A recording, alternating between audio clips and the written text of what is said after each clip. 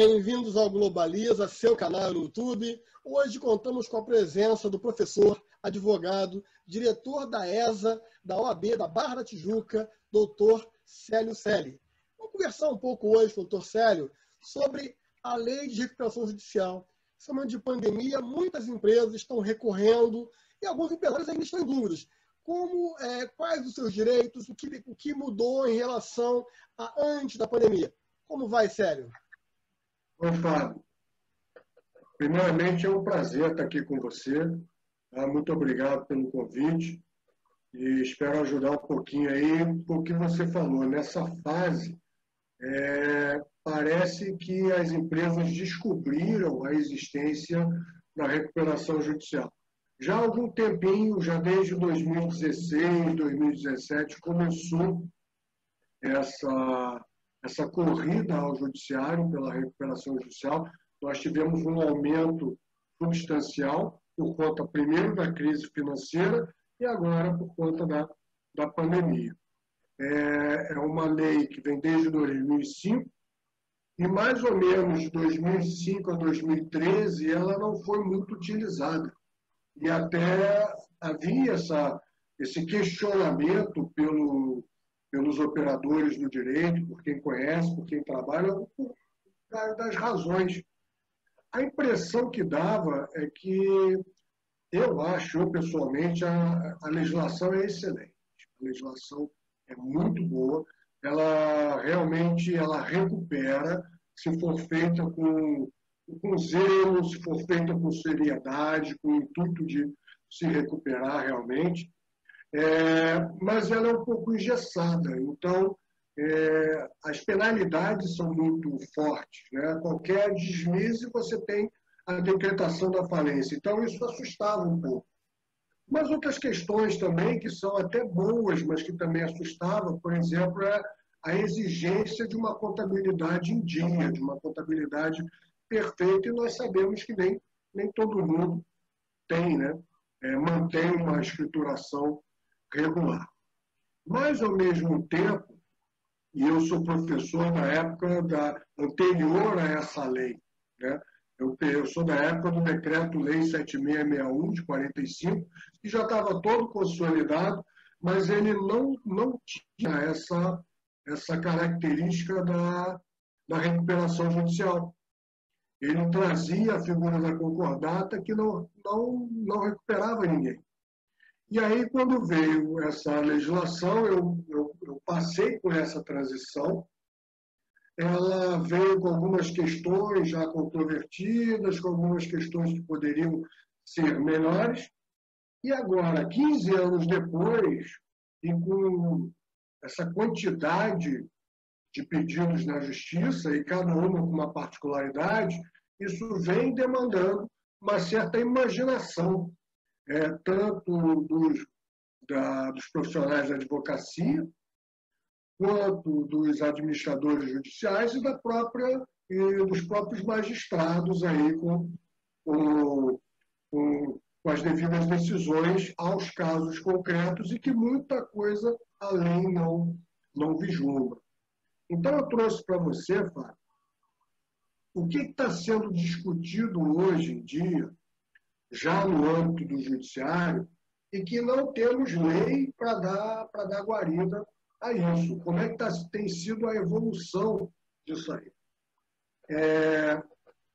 Uma questão muito importante é que a legislação ela amarrou, desde o início, já era assim, a possibilidade de pedir recuperação judicial somente o empresário ou a sociedade empresária. Então, outros agentes econômicos que não fossem caracterizados como empresário, sociedade empresária, não poderiam pedir a recuperação judicial. Uma vez bateu num escritório que eu prestava consultoria, a Santa Casa de Misericórdia.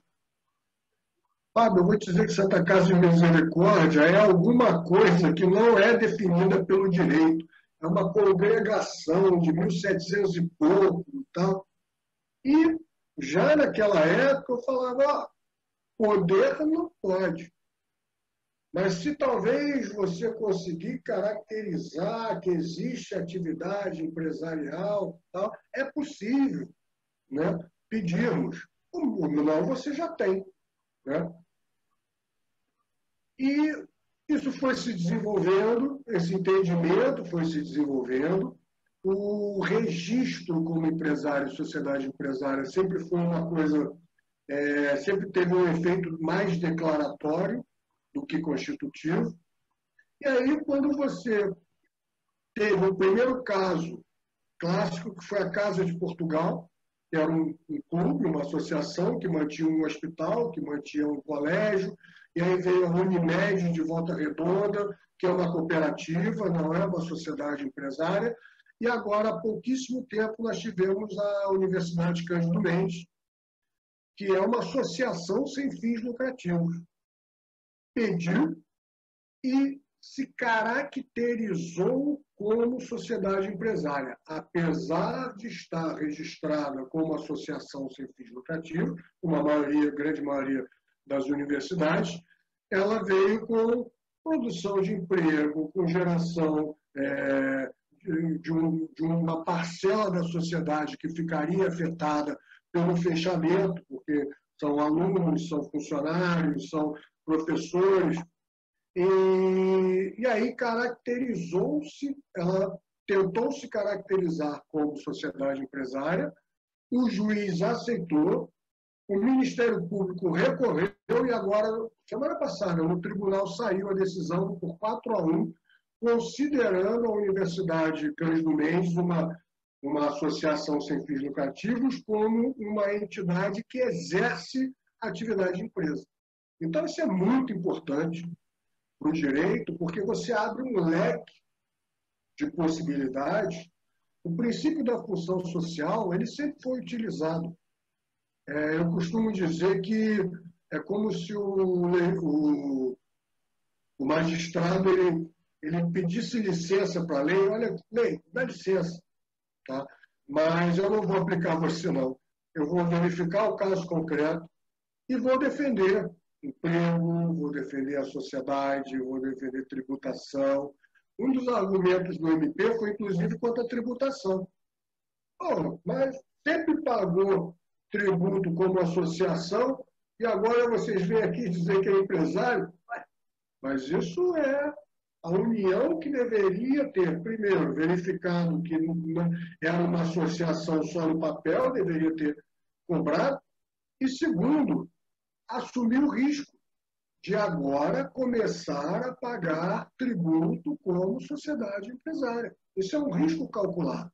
É um processo multidisciplinar em que o risco tem que ser muito bem avaliado, porque você tem a questão da contabilidade, que é um crime falimentar, você manter a contabilidade paralela, você tem, ou não apresentar a contabilidade, você tem a questão da tributação, você chega para o mercado e diz, olha, não estou bem financeiramente, preciso de ajuda, e o mercado fica sabendo que você não está bem.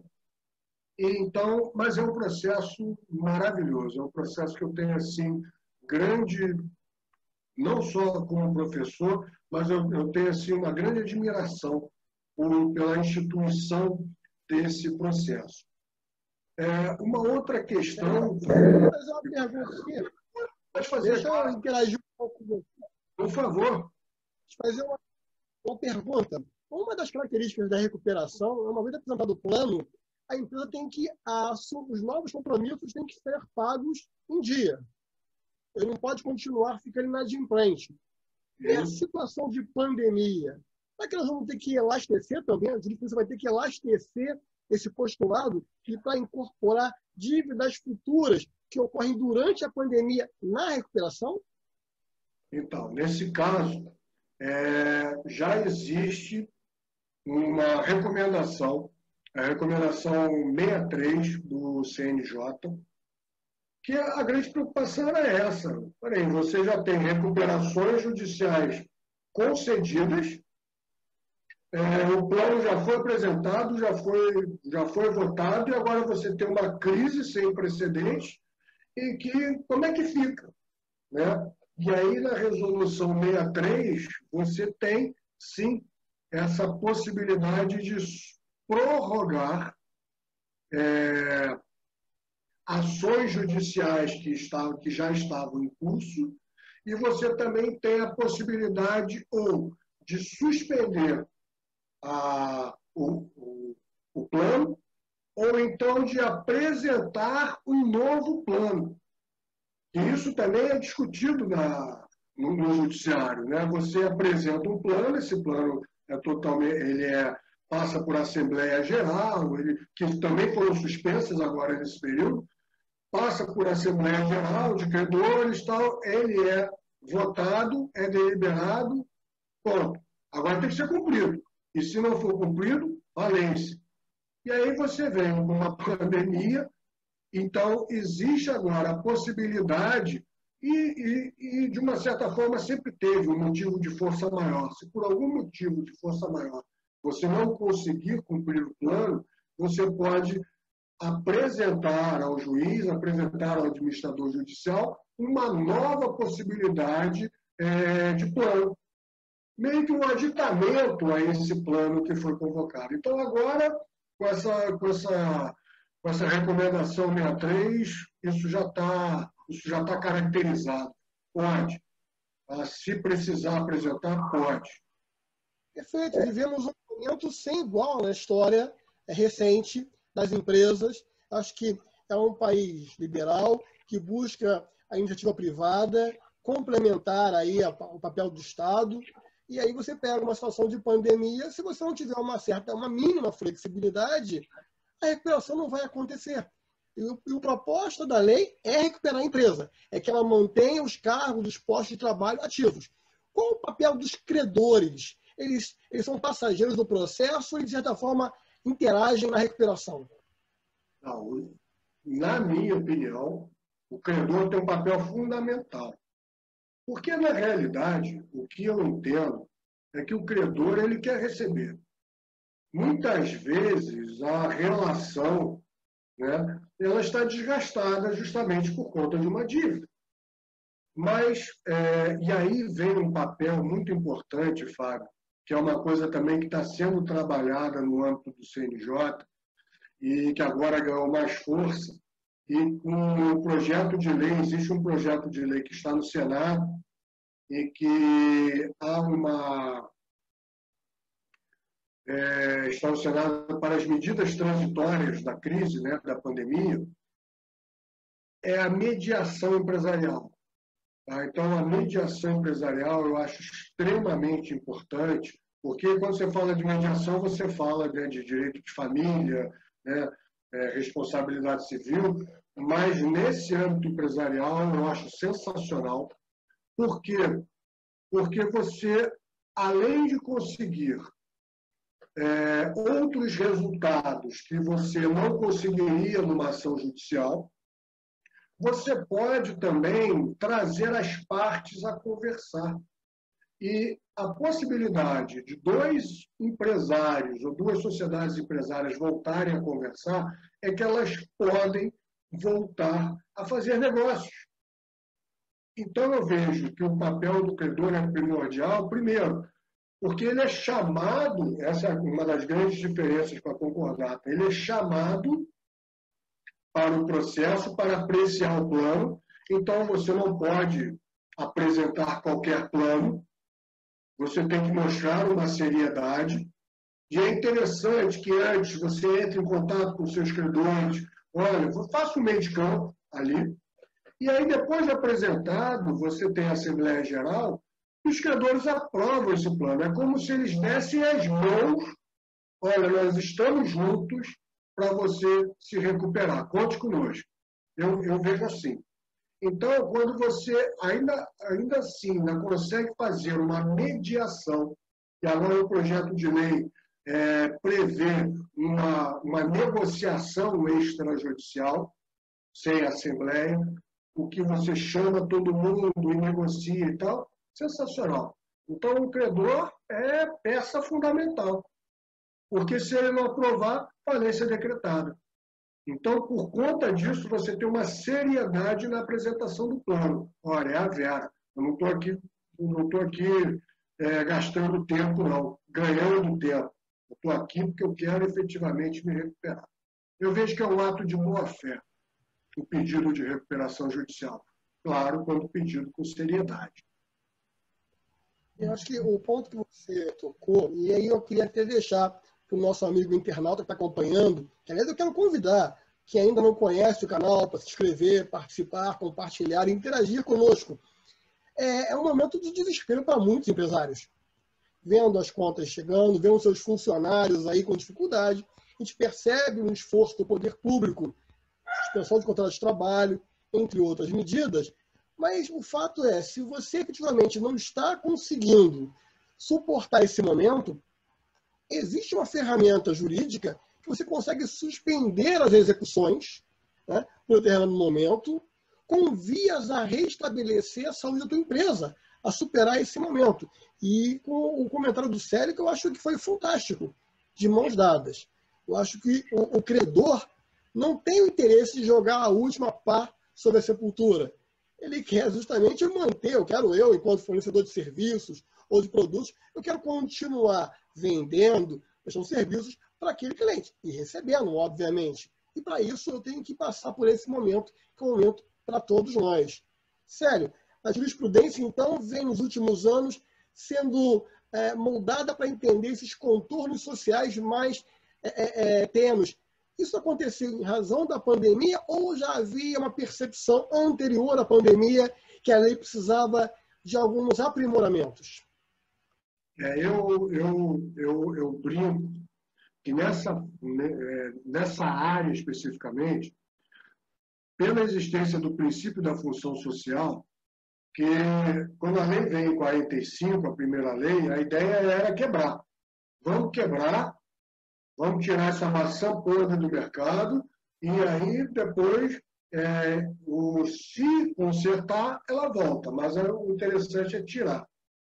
A partir de 1960 e poucos, começou a ser desenvolvido o princípio da função social da empresa, em que ela é extremamente relevante para o mercado, a existência, como geradora de tributos, geradora de empregos, de tecnologia, de inovação, e por aí vai. De concorrência, né? A concorrência é muito importante para nós, consumidores, e nós não nos demos conta disso. Então, desde aquela época, como ela começou a ser aplicada aqui no Brasil, eu vejo que, olha, se você não tem requisito para concordata, ainda assim eu vou conceder a concordata para ver se você se recupera. Quando veio a lei de recuperações e falência, houve uma ruptura de paradigma, porque antes era a lei de recuperação de falência e concordata, agora é a lei de recuperação e falência. Então, houve uma inversão. O que interessa é recuperar. E, Fábio, diversos dispositivos, é isso que eu te falei, eles são deixados de lado para ver se a gente consegue recuperar. Então, um outro exemplo, não existe na lei de falência, de recuperação e falência, as medidas de tutelas de urgência, as medidas cautelares, não existe nada disso. Você consegue utilizar o Código de Processo Civil de forma supletiva, mas é um processo regido em lei especial, então muita coisa você pode não utilizar. E para você pedir a recuperação judicial, você tem uma série de documentos que você apresenta. E muitas vezes esses documentos, principalmente agora na pandemia, você não consegue tirar, certidão da junta comercial, pode ser alguma certidão negativa, certidões tal. Você pede, em caráter de tutela, você pede a recuperação judicial e os juízes têm concedido.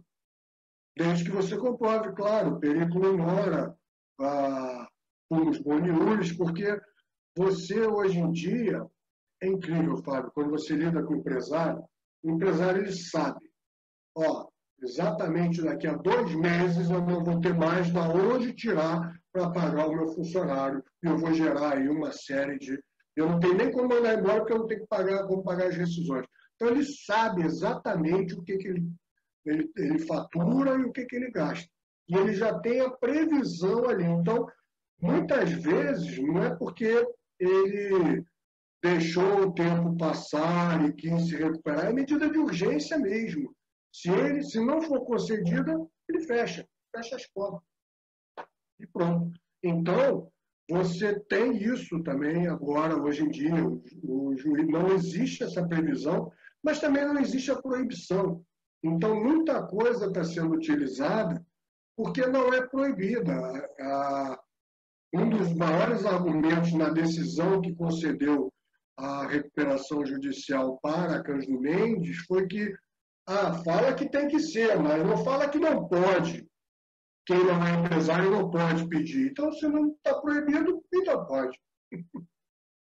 Então, tem sempre um jeito jurídico legal de conseguir algumas situações.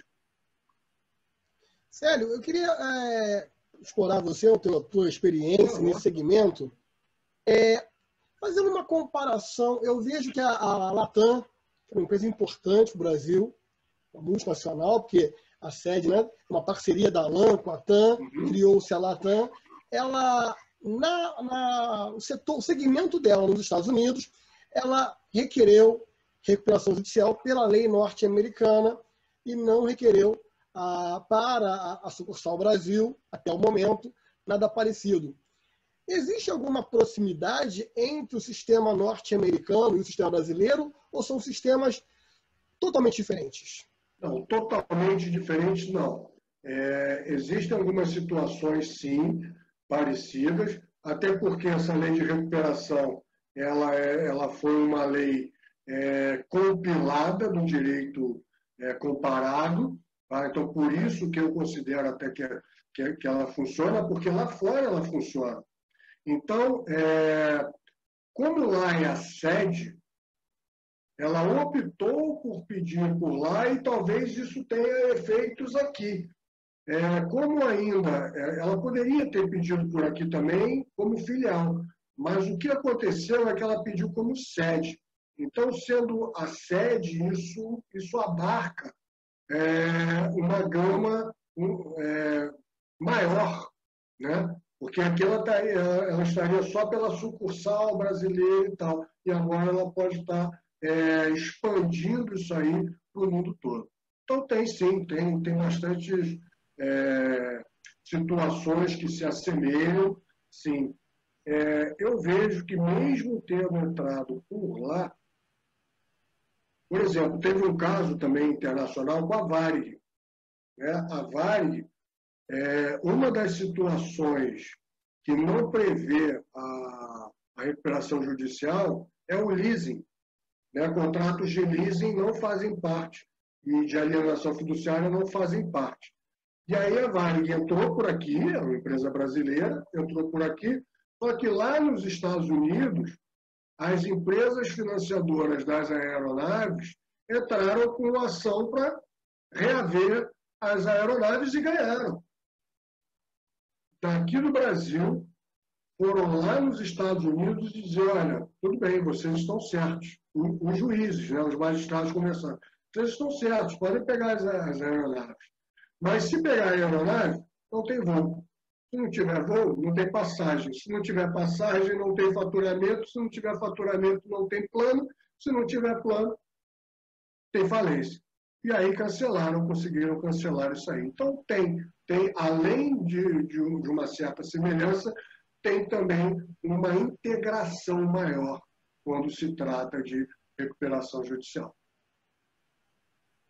Se é tomada uma decisão judicial que vem asfixiar a empresa, simplesmente decretando a morte da empresa, já está decretando a falência. Exato. Porque se o drive dela, se a atividade de transporte, e você tira o veículo, como é que ela vai transportar? A decisão foi legal, poderia sim ter tirado, tá? Mas observou-se justamente o que você está falando, a questão econômica dessa decisão. Acabou a recuperação, se você levar embora as aeronaves legalmente.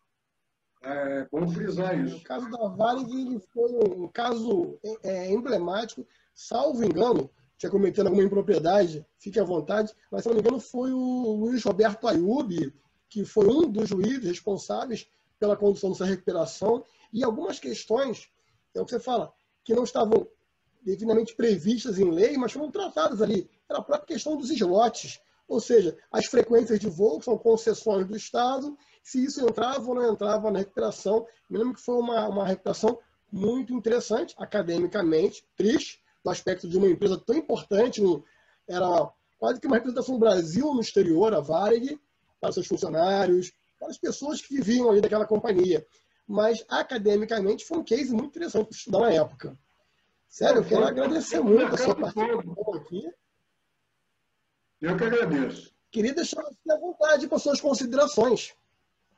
Não, eu que agradeço. Você falou aí do juiz Luiz Roberto Ayub. Ele é um dos paradigmas realmente dessa matéria. O caso da Varig foi um caso paradigmático também. Nós vimos que a legislação é boa, tá? Felizmente não recuperou, mas é uma legislação boa. Vamos acreditar, sim, no processo de recuperação. Temos esperado aí bastante. Quando acabar a pandemia, vem muita gente aí pela frente aí, entrando com recuperação. Já existe um outro projeto de lei mudando muita coisa, tratando de grupos de sociedades, que é um outro problema também, que já foi enfrentado pela jurisprudência. Então, eu estou à sua disposição sempre para falarmos aí sobre esse assunto ou outros. Te agradeço demais aí ao seu convite. Adorei participar do Globaliza e sempre juntos, com certeza. Muito obrigado.